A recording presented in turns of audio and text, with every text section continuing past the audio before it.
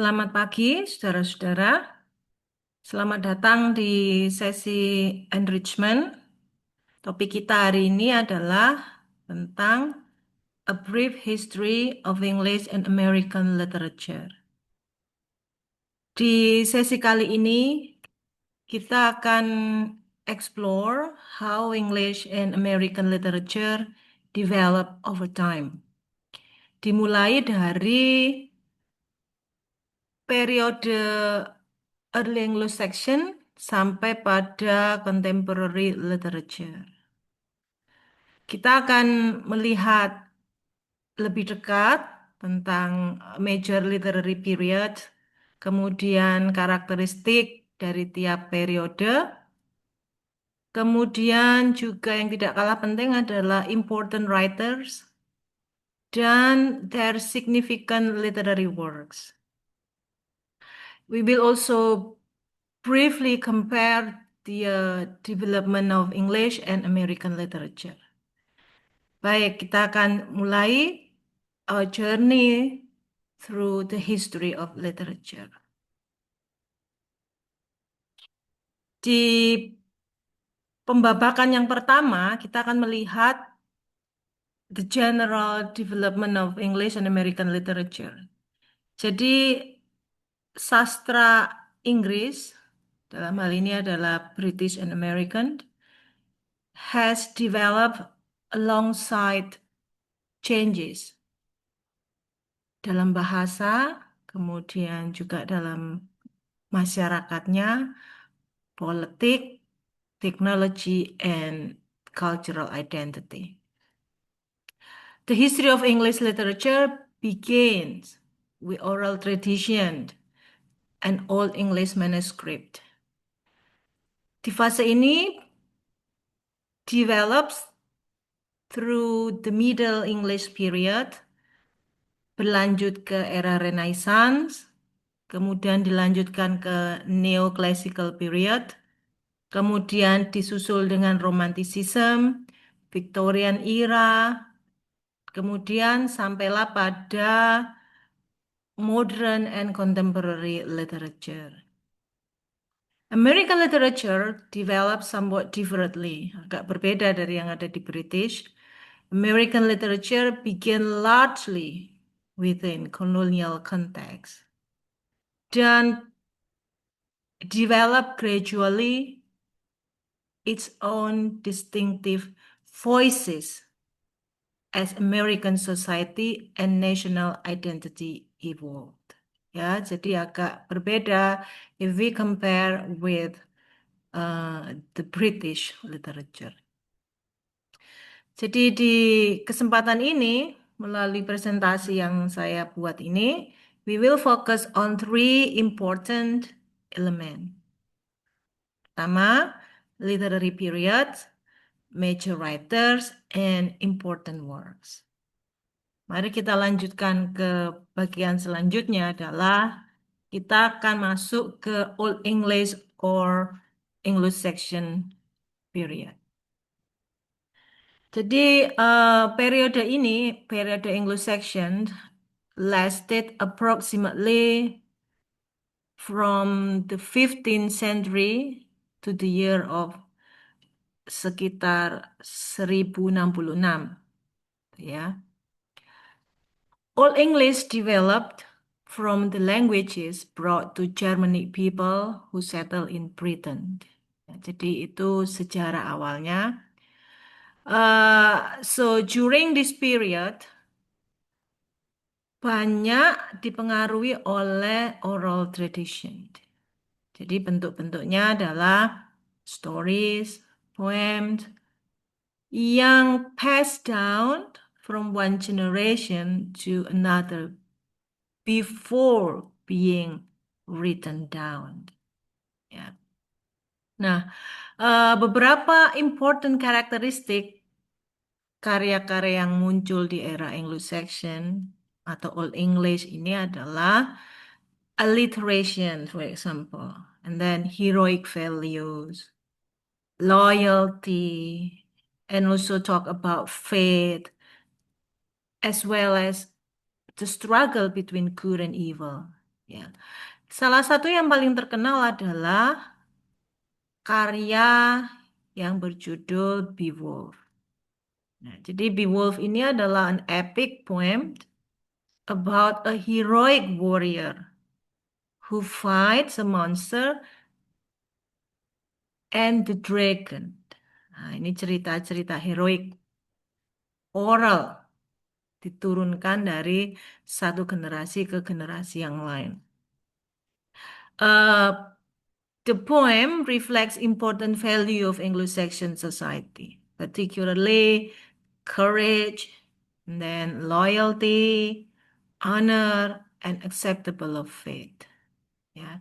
Contoh yang lain misalkan kita punya apa namanya di era ini beberapa historical writings yang lain yang provide valuable information about early England. Selanjutnya kita akan masuk ke Middle English period. Ya. Di era ini terjadi di sekitar tahun 1066 sampai 1500 approximately ya kira perkiraan. Kurang lebih di era itu. A major turning point was the Norman conquest of di tahun 1066 itu. Jadi yang terjadi setelah penaklukan itu adalah bahasa Prancis menjadi the most important language among the ruling classes. Ya. Sementara bahasa Latin digunakan dalam konteks keagamaan dan scholarly, oke, academic zaman di era itu. A non-English came into contact with French and Latin. Jadi ada kontak kontak bahasa antara bahasa Old English tadi dengan bahasa Prancis dan bahasa Latin. Sehingga ini nanti later on akan menghasilkan atau melahirkan perubahan-perubahan sehingga kemudian muncullah bahasa Inggris di era pertengahan. So we call it Middle English. Ya. Di periode ini maka muncul juga tulisan-tulisan, karya-karya yang bentuknya berbagai macam. Salah satunya adalah religious writings, kemudian juga ada romances, kemudian ada satir juga ada, and also stories about pilgrims. The most important literary figure in this era or in this period is Geoffrey Chaucer. Oke, dengan karyanya yang berjudul The Canterbury Tales. Ya, jadi ini karya yang menceritakan tentang uh, a group of pilgrims, ya, mengisahkan kisah perjalanan pilgrimage. Ya. Yang menarik dari karya ini adalah berbagai karakter yang ada di dalam karya itu yang diceritakan. Yang di-present oleh author adalah people from different social classes. Kemudian juga dikisahkan tentang sense of humor, ya, storytelling, dan also social criticism, ya, yang menggambarkan medieval society. Nah, kita bisa lihat refleksinya di karya ini. Selanjutnya kita ke era Renaissance and Elizabethan literature period. Approximately era ini from 16th century to the early 17th century, approximately. Era Renaissance was strongly influenced by perkembangan filsafat yang ada di Eropa, khususnya dalam hal humanism. Ya, ini yang men-trigger muncullah karya-karya sastra di era Renaissance.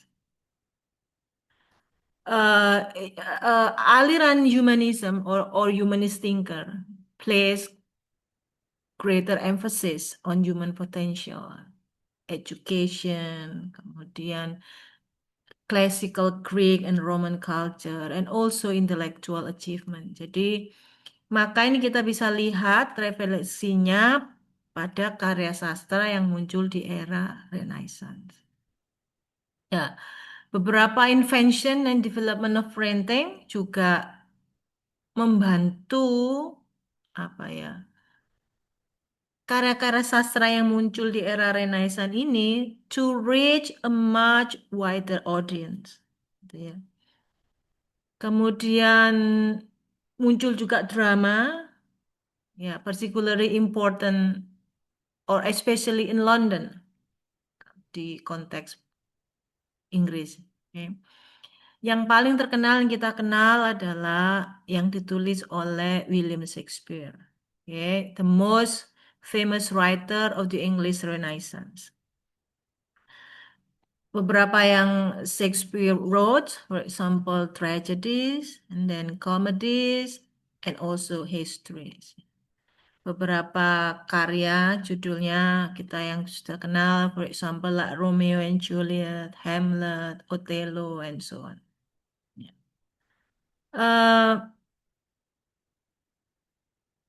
Other important writers juga muncul di era Renaissance dan Elizabethan ini, antara lain misalkan kita punya Edmund Spenser, kemudian Christopher Marlowe, itu juga famous di era ini. So, the literature of this period often explore, ya, yang menjadi ciri khasnya adalah explore universal human experiences.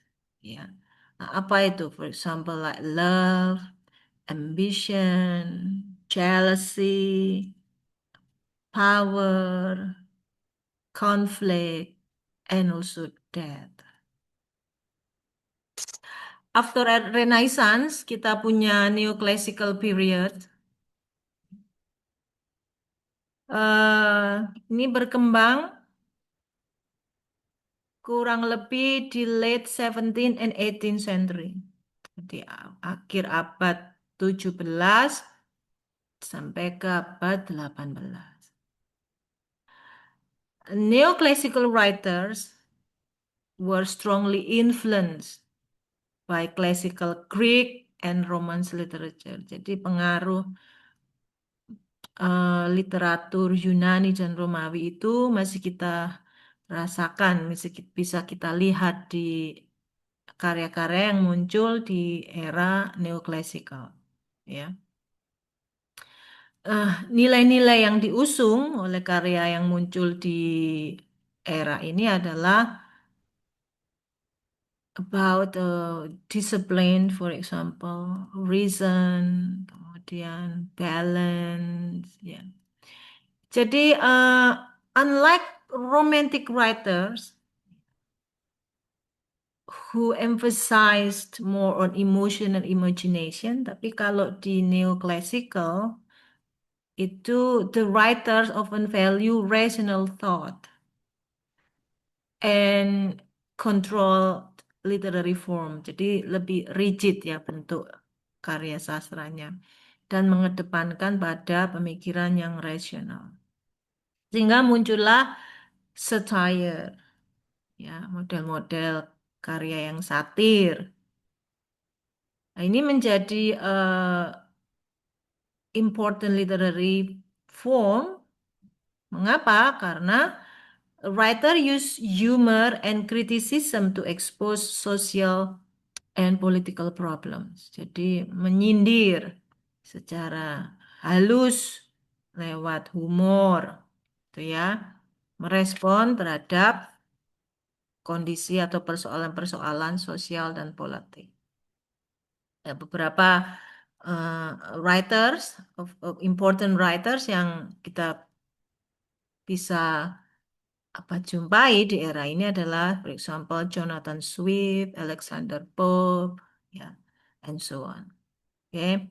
Yang karya yang terkenal yang kita sudah tahu, yang sangat terkenal adalah Gulliver's Travel, jadi bicara soal perjalanan.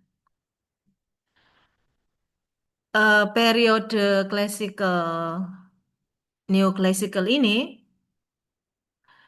mendemonstrasikan bagaimana eh, karya sastra itu not only to entertain readers, tapi juga educate and encourage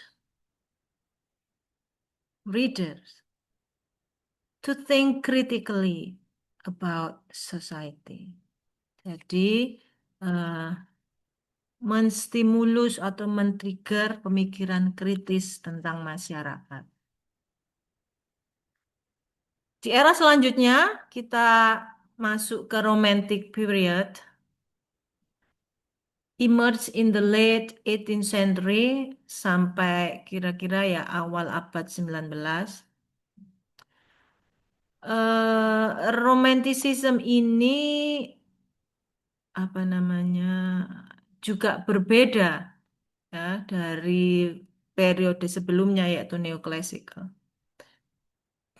Di era Romanticism, writers emphasized imagination, emotion, individuality, creativity, and nature. Jadi sangat kontras dengan di neoclassical period. Ya, eh, apa namanya romantic period ini dipengaruhi ya banyak dipengaruhi oleh perubahan-perubahan pada situasi politik dan sosial, including the French Revolution and Industrial Revolution. Jadi itu sangat sangat berpengaruh terhadap karya yang muncul di era Romanticism ini. Beberapa beberapa apa namanya author atau writernya, misalkan William Wordsworth, is very famous. Kemudian Samuel Taylor, William Blake, and so on. Ya. Yang sangat terkenal yang kita tahu adalah tentang lyrical ballads yang ditulis oleh William Wordsworth. Ya, sekitar tahun 1798. Oke, late 18th century.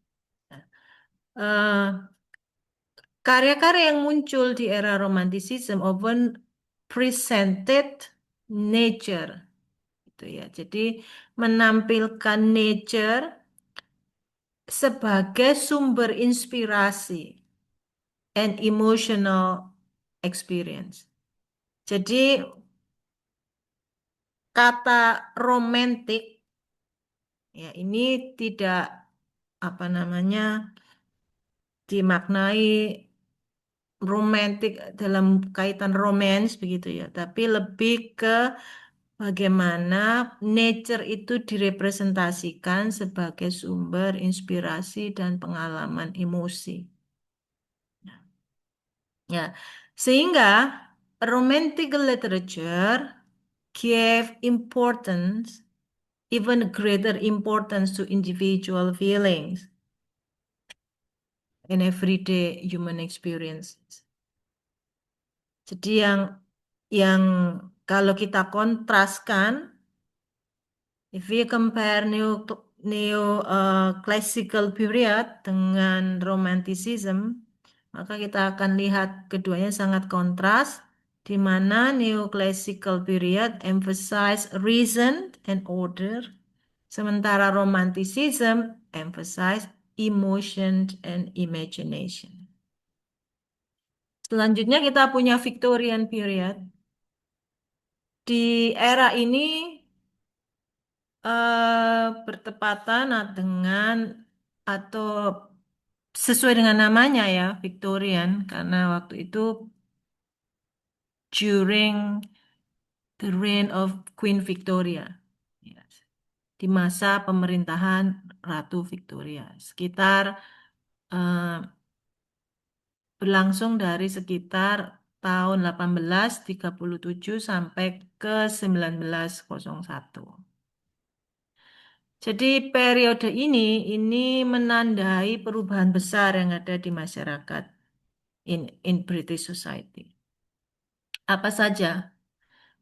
Dia ada beberapa hal, yaitu industrialization, lalu urbanisasi, lalu perkembangan teknologi, kemudian juga imperial expansion, oke, dan perubahan-perubahan kelas sosial. Nah, semua ini mempengaruhi karya sastra.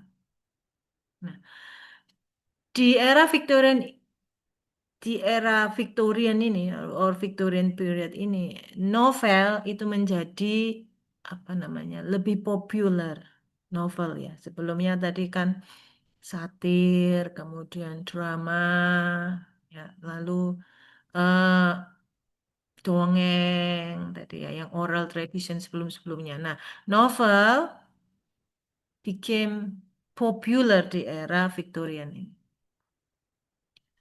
Writer use fiction, jadi cerita-cerita fiksi, novel-novel fiksi, to explore social problem, antara lain poverty, inequality, lalu pendidikan, apa namanya, morality, dan dampak-dampak industri.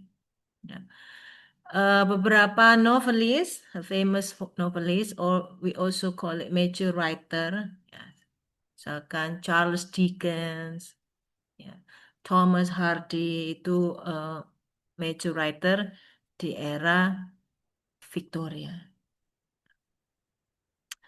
Eh, Overall, karya-karya yang muncul di era Victoria ini sering merefleksikan the tensions between the idea of social progress and the human cause of that progress. Jadi yang dipotray atau the portrayal yang ada di era Victoria yang kita bisa lihat dari karya sastra yang muncul di era itu adalah bagaimana masyarakat itu berkembang dan efek atau konsekuensi dari perkembangan itu. Jadi itu banyak direfleksikan oleh karya-karya yang muncul di era Victoria ini. Setelah era Victoria, kita masuk ke era modern and contemporary literature. Nah, ini berkembangnya di awal abad 20 dan banyak dipengaruhi oleh major historical events. Ya, misalkan the Second World War, Perang Dunia Kedua, kemudian juga technological development, kemudian juga urbanisasi dan perubahan-perubahan nilai sosial yang terjadi di awal abad 20. Moderate writer, jadi penulis-penulis yang apa namanya ada di era modern ini experimented with traditional literary forms.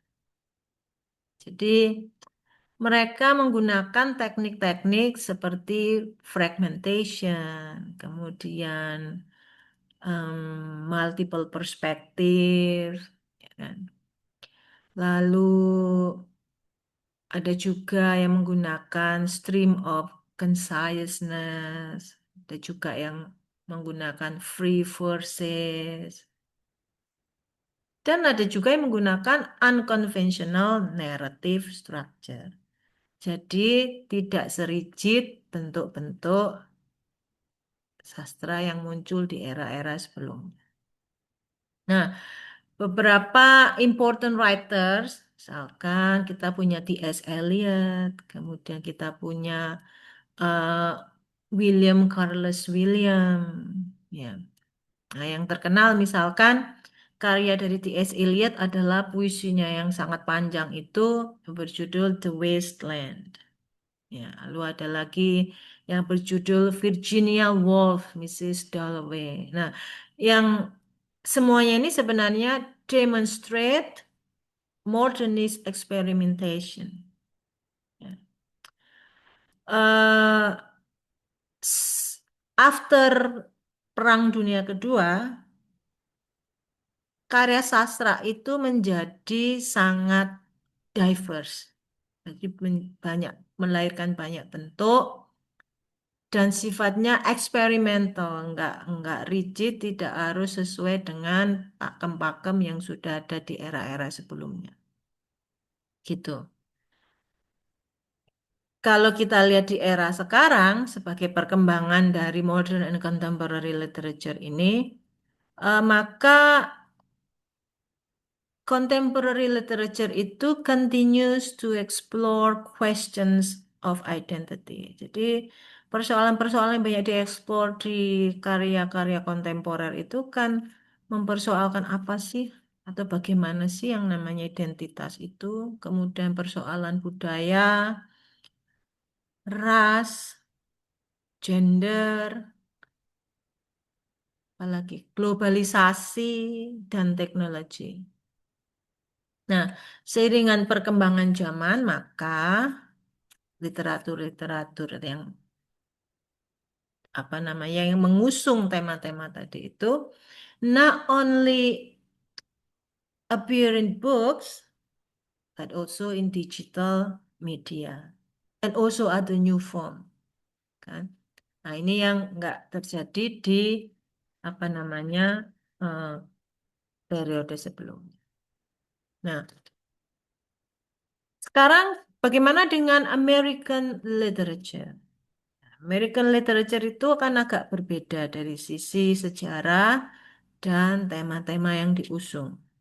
Compare with British literature.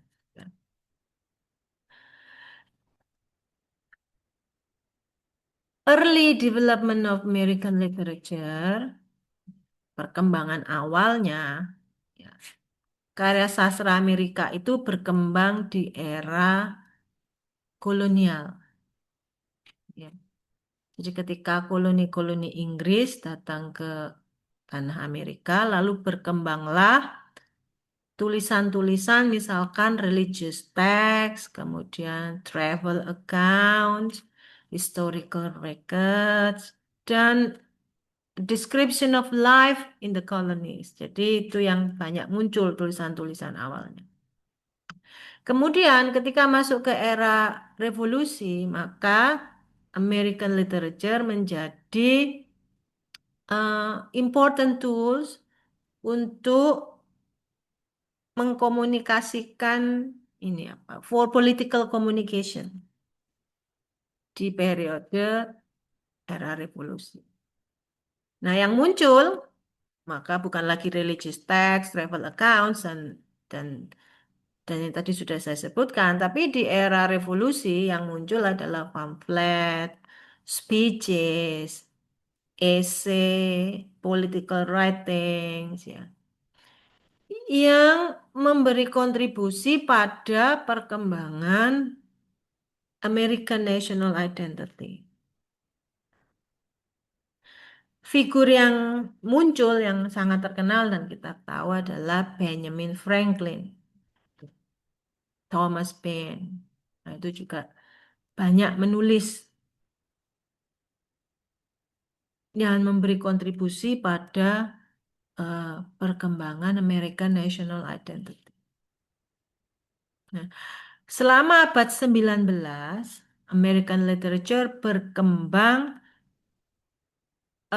menyuarakan hal yang berbeda. Nah, apa yang disuarakan melalui karya sastra Amerika yang muncul di abad 19? Tema-tema yang diusung antara lain individualism, nature, democracy, slavery, freedom, and national identity. Jadi ini sejalan dengan perkembangan kebangsaan Amerika, gitu ya, pembentukan di masa-masa itu. Important writers or figures yang muncul di era itu adalah kita punya Edgar Allan Poe, kemudian Walt Whitman, Henry David Thoreau, kemudian ada Emily Dickinson, yang semua itu memberikan kontribusi yang sangat penting dalam kasanah American literature. Beberapa karyanya antara lain Scarlet Letter, ya. Ada lagi yang berjudul Common Sense, Leaf of Grass. Nah, itu karya-karya yang sangat famous dan sangat memberikan kontribusi yang besar. American literature berkembang alongside the formation and transformation of American society. Jadi perkembangan kasanah sastra Amerika itu sejalan dengan pembentukan dan transformasi identitas masyarakat atau bangsa Amerika itu sendiri. Nah, di slide yang terakhir ini yang saya siapkan, oke, kita akan coba membandingkan begitu ya. Saya sediakan tabel. Kita akan membandingkan England dan Amerika sebagai sebuah perbandingan. Ya.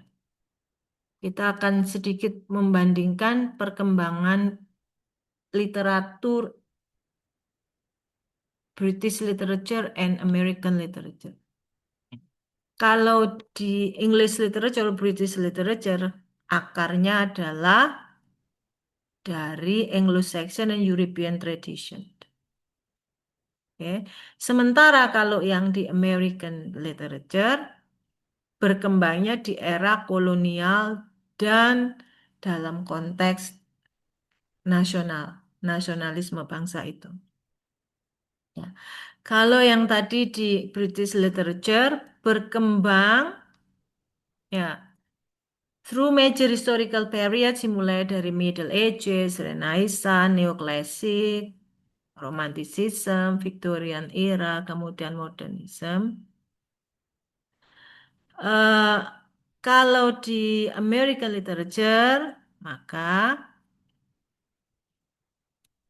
dipengaruhi oleh indigenous culture, European settler, imigrasi, slavery, independence, dan pembentukan American national identity. Ya. Jadi antara kalau kita membahas keduanya ini, kedua literary tradition share the same language, English language, tetapi sekalipun bahasa yang digunakan adalah sama, bahasa Inggris, tetapi antara British and American literature itu mengembangkan perspektif dan tema-tema yang tidak sama. Karena basisnya adalah pengalaman-pengalaman yang tidak sama dari kedua bangsa itu. Ya. So they develop different cultural perspective and thing. Ya. Kalau English literature often reflect and connected with monarchy, kan, social class, and then religion, industrialization, and even empire. Tetapi kalau American literature explore something different. Ya, yang dieksplor adalah independence, demokrasi. Nah, demokrasi ini tema yang tidak muncul di British literature. Migration, race, individualism. Nah, ini tema-tema yang tidak muncul di era di kasana British literature yang sudah kita bahas eranya tadi. And nation building. Nah, ini tidak muncul kok di British. Munculnya ada di American literature. Namun demikian, even though both are different, even though British and American literature is different, the two traditions, jadi dua tradisi ini antara British and American influence each other, saling berpengaruh, saling mempengaruhi, gitu ya. Dan keduanya continue to evolve, terus berevolusi, berkembang, oke. Termasuk apa? Memberikan atau menghasilkan diverse voices, genres, and also perspective. Jadi sama-sama saling berkembang, itu ya antara keduanya. Oke, jadi itu eh, yang bisa saya sampaikan di materi enrichment kita hari ini. To conclude, the history of British and American literature is long and fascinating journey. Dari Shakespeare, bahkan dari Beowulf, kemudian ke Shakespeare, romantic poets, Victorian novels, sampai contemporary authors. Literature has continuously changed in response to society and human experiences. Understanding literary history help us understand not only the text, but also the historical and cultural context in which they were created. Saya harap di sesi pengayaan ini memberikan saudara a useful overview of the major periods, writers, and then also works in English and American literature. Terima kasih atas perhatian saudara, and I look forward to seeing you in the next session. Have a great day.